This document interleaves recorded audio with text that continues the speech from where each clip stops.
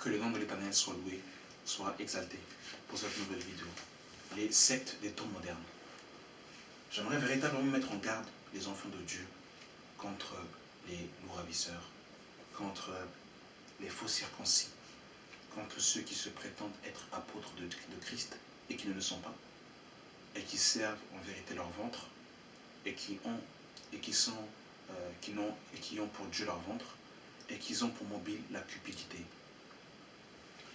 Nous sommes dans un temps où il y a de plus en plus de sectes qui se créent dans ces temps de la fin. Alors, qu'est-ce que j'appelle une secte? Une secte est un endroit avec qui font profession de servir Dieu. Et dans ces sectes, il y a beaucoup de fidèles, je dirais, d'hommes et de femmes qui viennent croyant rendre un culte à Dieu. Or, ils rendent un culte à Baal et à Astarté, à Belzébul, à Satan. Et ne rendent pas gloire à Dieu. Et Jésus n'est pas venu, je le répète et j'insiste, Jésus n'est pas venu créer une dénomination. Jésus n'est jamais venu bâtir le protestantisme, l'évangélisme, le catholicisme, le baptiste, le protestantisme, le branhamisme, l'évangile éternel, les témoins de Jéhovah et tout consort. Jésus est venu réconcilier Dieu avec les hommes. Jésus est venu nous donner la vie éternelle. Jésus est venu nous faire passer de la mort à la vie. Il n'est pas venu construire une dénomination quelconque. Il dira dans Actes chapitre 1 à partir du verset 8, vous recevrez une puissance et vous serez mes témoins. C'est-à-dire que lorsque nous recevons le Saint-Esprit, nous sommes témoins de Christ. Et les chrétiens d'Antioche, dans Acte 11, on les appelait chrétiens, qui veut dire petit Christ. Jésus, c'est-à-dire petit Christ comme Christ. Jésus dira dans Matthieu 28, allez et faites de toutes les nations des disciples. Nous devons faire des disciples. Et Jésus dira, tout disciple accompli sera comme son maître. Donc nous sommes appelés à faire des disciples. C'est-à-dire que les hommes, avec un grand H, ressemblent à Jésus. Quand on voit un chrétien, on voit Christ dans son caractère, dans sa pensée, dans sa manière de se vêtir et dans son évangile, dans sa vie, dans sa piété. C'est à ça que Jésus est venu appeler l'homme. Mais aujourd'hui, beaucoup veulent faire des dénominations. Pentecôtistes, évangélistes, catholiques, branhamistes, témoins de Jéhovah et consorts. Toutes ces dénominations, ce sont en fait des vases dans lesquels on enferme les hommes. Et dans chacune de ces dénominations, chaque dénomination a sa manière de concevoir Dieu. Chaque dénomination a sa manière de rendre gloire à Dieu. Et chaque dénomination a sa manière d'adorer Dieu. Et ce qui est terrible, c'est que dans ces dénominations, on va faire la chasse aux âmes. C'est-à-dire qu'au lieu de présenter le royaume des cieux, on va présenter la dénomination. Je vous dis la vérité, une église qui fait des flyers pour remplir son église, vous pouvez vous apercevoir, vous pouvez déjà être sûr que ça sent le roussi. Parce que le but du chrétien, ce n'est pas de remplir sa dénomination ou son bâtiment ou son église de maison. Le but, c'est de remplir le royaume des cieux. Quand, dans Acte 8, Philippe a rencontré l'eunuque éthiopien, il n'a pas dit à l'eunuque éthiopien, viens à Jérusalem. Il y a Pierre, il y a Jacques et il y a Jean. Viens à Jérusalem. Il n'a pas mis la pression à Philippe pour que Philippe vienne à Jérusalem, pour qu'il vienne prier à Jérusalem. Lorsque Paul arrivait par exemple à Corinthe, qu'il arrivait en Galatie, il ne matraquait pas les chrétiens pour qu'ils aillent prier dans un lieu spécifique ou dans un bâtiment spécifique. C'est pas ça l'œuvre de Dieu. Mais vous allez voir que malheureusement aujourd'hui, beaucoup d'églises vont distribuer des flyers. Viens prier dans mon église, viens dans ma dénomination. On va mettre la pression aux enfants de Dieu pour qu'ils aillent prier dans un lieu. Et on va commencer à diaboliser tous les autres endroits en leur disant, si tu pries là-bas, eh ben, tu iras en enfer. Tu ne seras pas sauvé parce que là-bas, ce n'est pas de Dieu. Il faut que tu viennes prier dans mon église et que tu viennes écouter l'homme de Dieu, le prophète des temps de la fin. Et si tu n'écoutes pas ce prophète-là, eh ben, tu n'es pas sauvé. Voilà les sectes des temps modernes où on va élever un homme au-dessus de tous les hommes. Et on va dire que c'est cet homme-là qui détient la vérité des temps de la fin. Et si on n'écoute pas cet homme-là, on n'est pas sauvé, et ben on va en enfer. Voilà les sectes des temps modernes. Si tu ne pries pas dans cet endroit-là, et ben tu n'es pas sauvé. Si tu pries dans d'autres endroits, et bien tu n'es pas sauvé. Jésus dira dans Jean 4 à la femme samaritaine, ce n'est ni à Jérusalem, ni sur cette montagne que vous adorez Dieu, car Dieu est esprit, et il faut que ceux qui l'adorent en esprit et en vérité. Et Jésus dira dans Matthieu 18, que là où 2 ou 3 sont assemblés en mon nom, je suis au milieu d'eux. C'est ça, mes amis. On ne peut pas géographier la vérité de l'évangile. Parce que Jésus dira, dans Jean chapitre 17, on va le lire, ô Seigneur de gloire, c'est terrible. Jean 17, le verset 17.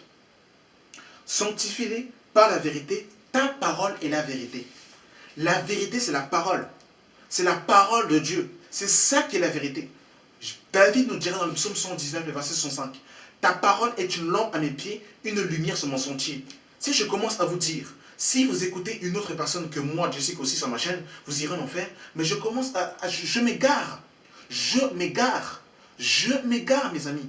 Je m'égare. Totalement. Je m'égare. Je ne peux pas dire que je suis moi seul qui détient la vérité de l'évangile. C'est faux. Et ce serait tombé dans un orgueil pas possible. J'ai besoin d'être complété comme Apollos qui annonçait l'évangile. Et Aquilas et Priscille vont le prendre et ils vont lui exposer plus en détail les voies droites du Seigneur dans Acte 17. Parce que Apollos était versant les Écritures, il annonçait Christ, mais il connaissait seulement le baptême de Jean. Il n'avait pas connu en fait le baptême de Jésus. Et du coup, en fait, Aquilas et Priscille vont le prendre et ils vont l'exposer les voies droites du Seigneur encore plus en détail. Vous voyez, mes amis, comment c'est terrible? Et c'est ça l'évangile. Il avait besoin d'être complémentaire. Et Paul va dire que dans 1 Corinthiens chapitre 3, oh c'est terrible, 1 Corinthiens chapitre 3, 1 Corinthiens chapitre 3,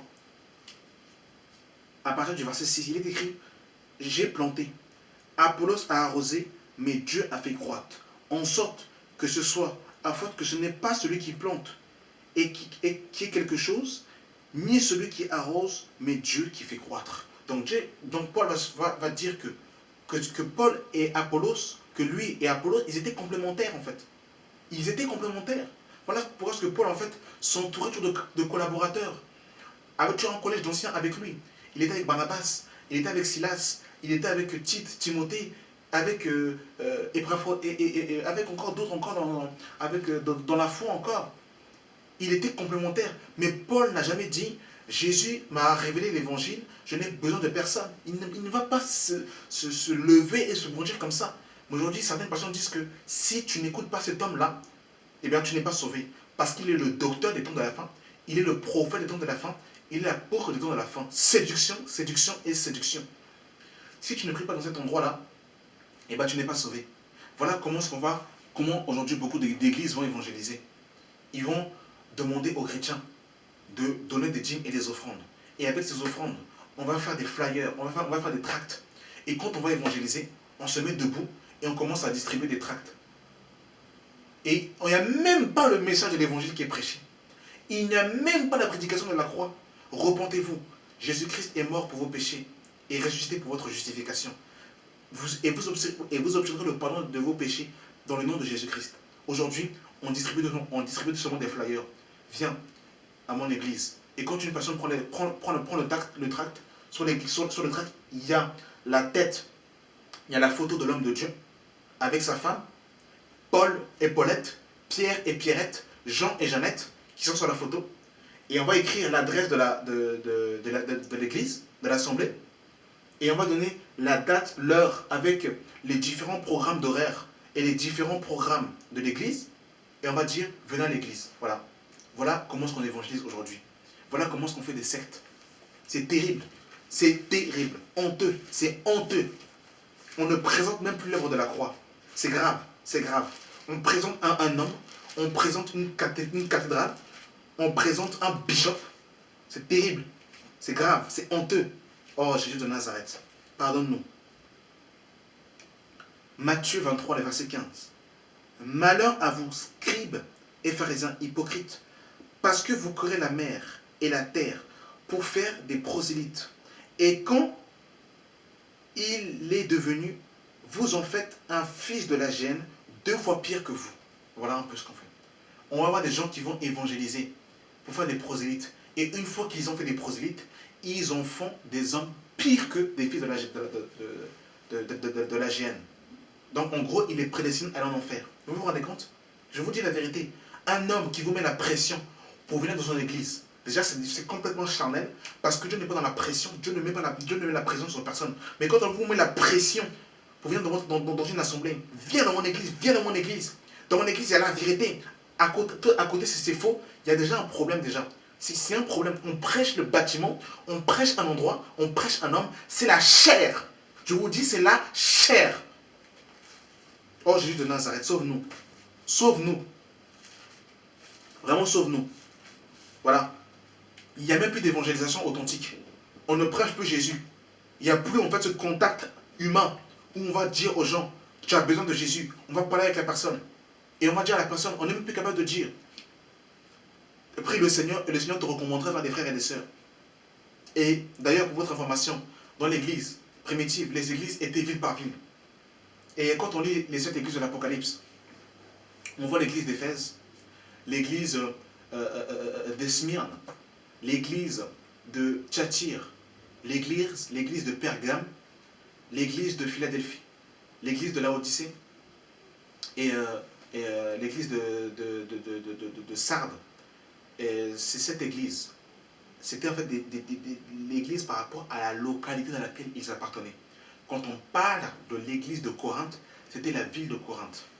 C'est-à-dire que par exemple, je suis dans la ville de Noisy-le-Grand et je rencontre une âme qui habite à Bagneux. Eh bien, si je connais l'assemblée, si je connais qu'il y a des saints qui se rassemblent à l'église de Bagneux et que la personne habite à Bagneux, eh bien, je vais la recommander à l'église de Bagneux parce qu'elle appartient au chandelier de Bagneux tout simplement. Mais je ne veux pas vouloir remplir ma cathédrale, remplir ma dénomination et dire à cet homme de venir à l'église de Noisy-le-Grand alors qu'elle habite à Bagneux, elle fait partie du chandelier de Bagneux et que je sais qu'il y a des saints à Bagneux.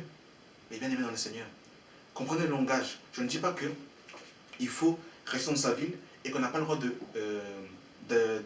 rencontrer d'autres frères des villes voisines. C'est pas ce que je dis. Nous sommes dans un temps de restauration où il y a l'apostasie qui est arrivée. Il y a de plus en plus de fausses doctrines qui pilulent ici et là. Donc, bien évidemment, nous sommes dans un temps de restauration. Nous avons pour but de revenir au plan de l'Église. Mais dans le temps de la restauration, aujourd'hui, si je ne connais personne à l'église de Noisy-le-Grand, bien évidemment, je ne vais pas rester seul à Noisy-le-Grand. Je vais me rassembler avec des bien-aimés où il y a la vérité. Mais dans le but, je vais toujours prier dans le but de rencontrer des saints dans la ville à laquelle j'appartiens. C'est très important, enfant de Dieu. Il ne faut pas perdre cette vision de l'Évangile. Donc, voyez-vous comment c'est terrible. Il faut que Dieu nous aide. Et nous sommes dans 2 Pierre chapitre 2, à partir du verset 4. Il est écrit, car Dieu... Je vais commencer à partir du verset 1.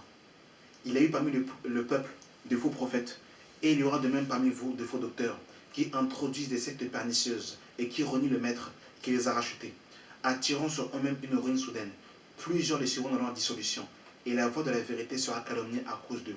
Par cupidité, ils trafiqueront de vous au moyen de paroles trompeuses, eux que menace depuis longtemps la condamnation et dont la ruine ne sommeille point. Car si Dieu n'a point épargné les anges qui ont péché, mais les a précipités dans l'abîme des ténèbres et les réserve pour le jugement, s'il n'a point épargné l'ancien monde. Mais s'il a sauvé Noé, lui,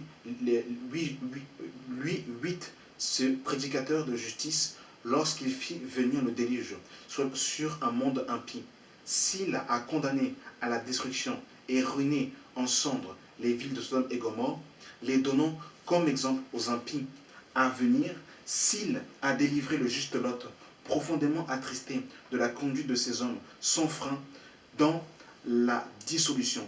Car ce juste qui habite au milieu d'eux tourmentait journellement son âme, juste à cause de ceux qui voyaient et entendaient de leurs œuvres criminelles. Le Seigneur s'est délivré de l'épreuve les hommes pieux et réserver les injustes pour être punis au jour du jugement. Ceux qui surtout vont après la chair, dans un désir d'impureté et qui méprisent l'autorité. Audacieux et arrogants, ils craignent pas d'injurier les gloires, tandis que les anges, supérieurs en force et en puissance, ne portent pas contre elles de jugement injurieux devant le Seigneur. Mais eux, semblables à des brutes, qui s'abandonnent à leur penchant naturel et qui sont nés et pris pour être détruits. Ils parlent d'une manière injurieuse de ce qu'ils ignorent et ils périront par leur propre corruption, recevant ainsi le salaire de leur iniquité. Ils trouvent leur délice à se livrer au plaisir en plein jour. Hommes tarés et souillés, ils se délectent à leur tromperie en faisant bon chère avec vous. Ils ont les yeux pleins d'adultère et insatiables de péché. Ils amorcent les âmes mal affermies. Ils amorcent les âmes mal affermies. Ils ont le cœur exercé à la cupidité. Ce sont des enfants de malédiction. Verset 17. Ces gens-là sont des fontaines sans eau, des nuées que chasse un tourbillon d'obscurité. Les ténèbres leur est réservé. Avec des discours enflés de vanité, ils amorcent par les convoitises de la chair, par des discours, ceux qui viennent à peine d'échapper aux hommes, qui vivent dans l'égarement. Ils leur promettent la liberté quand ils sont eux-mêmes esclaves de la corruption, car chacun est esclave de ce qui a triomphé de lui. Vous vous rendez compte comment c'est terrible? Voilà les faux docteurs des temps de la fin, qui vont maintenir captifs les enfants de Dieu. Vous vous rendez compte comment c'est terrible? Voilà ce que nous voyons aujourd'hui dans les temps de la fin. Voilà des faux prophètes qui se lèvent et qui vont saisir les femmes. Et la proie de ces loups ravisseurs, ce sont les femmes. J'aimerais mettre en garde mes sœurs contre ces loups ravisseurs. Nous sommes dans 2 Timothée, chapitre 3, à partir du verset 1. Sache que dans les derniers jours, il y aura des temps difficiles, car les hommes seront égoïstes, amis de l'argent, fanfarons, hautains, blasphémateurs, rebelles à leurs parents, ingrats, irréligieux, insensibles, déloyaux, calomniateurs, intempérants, cruels, ennemis des gens du bien, traîtres, emportés en feu d'orgueil, aimant le plaisir plus que Dieu, ayant l'apparence de la piété, mais réuniant ce qui en fait la force. Éloigne-toi de ces gens-là. Il y en a parmi eux qui s'introduisent dans les familles, qui s'introduisent dans les maisons et qui captivent des femmes d'un esprit faible et borné, chargés de péché, agités par des passions de toute espèce. Apprenons toujours et ne pouvons jamais arriver à la connaissance de la vérité. Donc on voit que les hommes vont beaucoup s'introduire dans les maisons et vont captiver des femmes d'un esprit faible et borné. Ils vont beaucoup apprendre, mais ces femmes, malheureusement, n'arriveront jamais à la connaissance de la vérité. Donc, mes sœurs en Christ, lorsque vous voyez des frères vous appeler à des heures tardives, 23h, minuit, où des frères veulent toujours être avec des sœurs, jamais être avec des frères. Ils sont toujours avec des sœurs, toujours avec des sœurs, il y a un problème. Il y a vraiment un problème. C'est pas normal. Jésus ne se comportait pas comme ça. Ce n'est pas la piété d'appeler toujours des sœurs, d'être toujours avec des femmes et jamais être avec des frères. C'est pas normal. On peut exhorter une sœur, si le Saint-Esprit nous le pousse, il n'y a pas de problème, mais être tout le temps au téléphone avec des sœurs, c'est pas normal. Surtout à les appeler à des heures voilà, des heures qui ne sont pas cohérentes, c'est pas bon. Voilà. Donc que Dieu nous aide, que Dieu nous sauve, parce que c'est terrible, ce que nous voyons aujourd'hui dans ces temps de la fin. Donc voilà un peu les sectes pernicieuses. C'est vrai que Paul était appelé l'un des chefs des sectes, mais Paul annonçait librement la mort, l'ensevelissement et la résurrection de Jésus-Christ. Ce message qui est annoncé premièrement aux Juifs, puis aux Grecs. Voilà. Mais aujourd'hui, on va annoncer, on va faire l'apologie d'une dénomination, faire l'apologie d'un mouvement religieux, faire l'apologie d'un homme, faire l'apologie d'un lieu, et on ne va pas présenter le royaume des cieux. On ne va pas présenter Christ, on ne va pas présenter l'œuvre de la croix.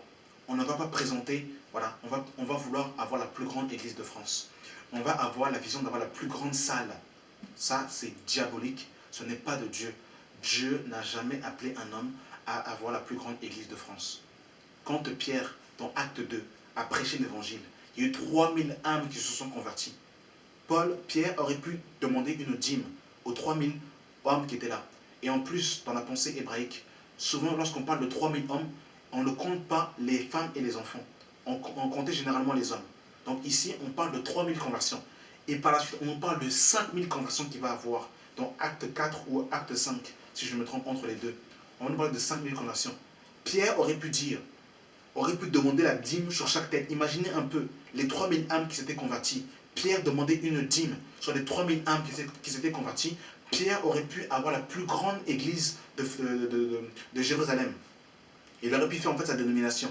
Il aurait pu. Mais ce n'était pas la vision de Pierre. Pierre savait qu'il fallait remplir le royaume des cieux. Et qu'il ne fallait pas, remplir en fait des bâtiments. Depuis que vous êtes dans ces bâtiments, malheureusement, on ne vous enseigne pas le retour de Jésus-Christ. On ne vous parle pas de la sanctification. On ne vous parle pas du renoncement aux œuvres mortes. On ne vous parle pas pour faire baptiser. On vous dit de suivre des cours de baptême pendant 6 mois. Et vous devez vous faire baptiser au bout d'un certain nombre de temps. Alors que dans Acte 2, ils ont été baptisés le même jour. L'énuque éthiopien baptisé le même jour. Acte 10, Corneille et sa famille baptisés le même jour. Mais vous, on vous fait passer par des zigzags pour vous faire baptiser. Depuis que vous êtes dans vos églises et que vous donnez vos dîmes, les bâtiments sont en construction, mais les bâtiments, les travaux ne sont jamais finis. Ils sont toujours en construction et ils ne sont jamais finis. Et au final, l'église, le bâtiment reviendra à l'homme de Dieu et à sa femme. Et vous êtes là, vous avez du mal à payer votre assurance de votre voiture. Vous avez du mal à payer votre abonnement téléphonique. Quand vous travaillez, vous avez même du mal à payer votre gamelle. Vous ramenez des gamelles à la maison parce que vous n'avez pas assez pour manger. Et vous payez les locaux, vous payez toutes ces choses parce qu'on vous met la pression.